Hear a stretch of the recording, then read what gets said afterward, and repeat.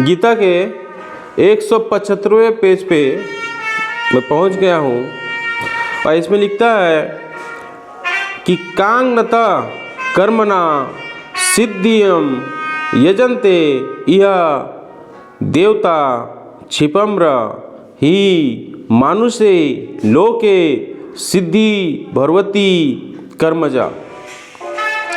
इस संसार में मनुष्य सकाम कर्मों में सिद्धि चाहते हैं, फलस्वरूप वे देवताओं की पूजा करते हैं।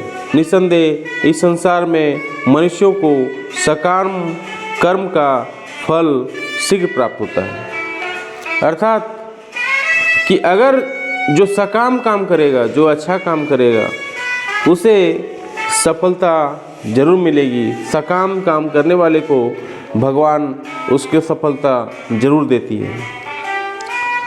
चातुर्वर्ण्य मया सृष्टम गुणक कर्म विभागस तस्य कर्तारमपि मां विद्या कर्तारमं वय।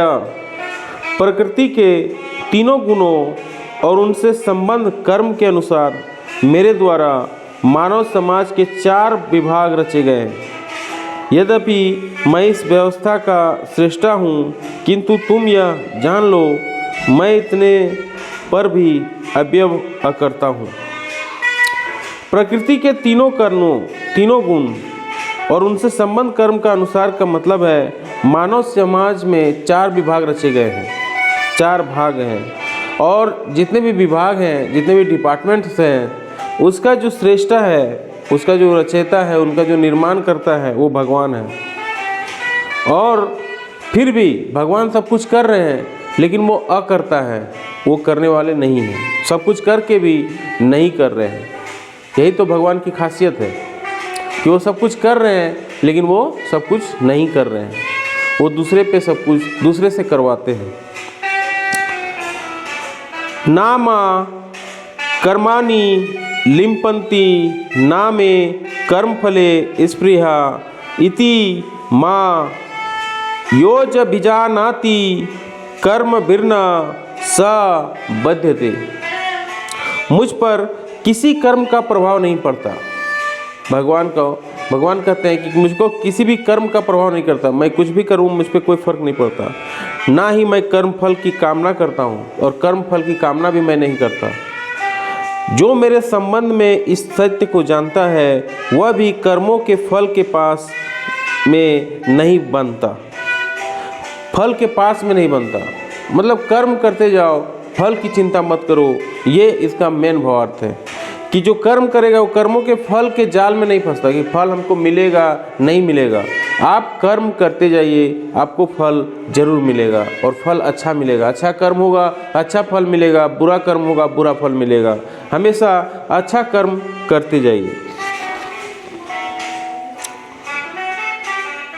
एवं ज्ञात्वा कृतं कर्म पुब्रेपि मुमुक्षुवि कुरु कमेव तस्मात्वं पूर्वंतरम कृतम।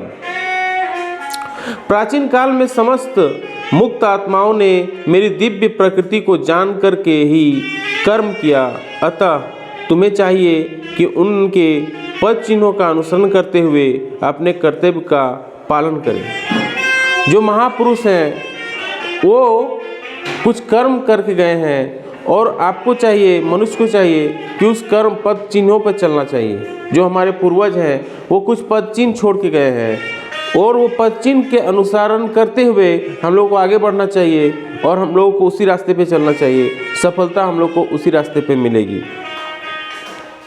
किम कर्म किम करतेति कव्य पत्रो मोहिता तते कर्म पर्यवेक्ष्यामि यज्ञात्वा मोक्ष से सुप्रभातम।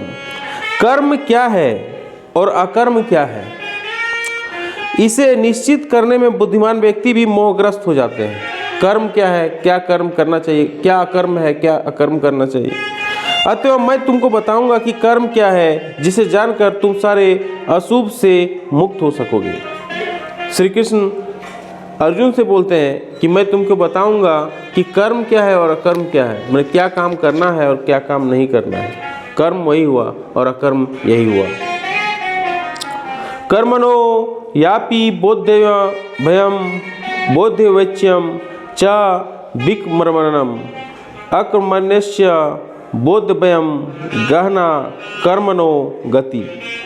कर्म की बारीकियों को समझना अत्यंत कठिन है, अतः मनुष्य को चाहिए कि वह यह ठीक से जाने कि कर्म क्या है, विकर्म क्या है और अकर्म क्या है।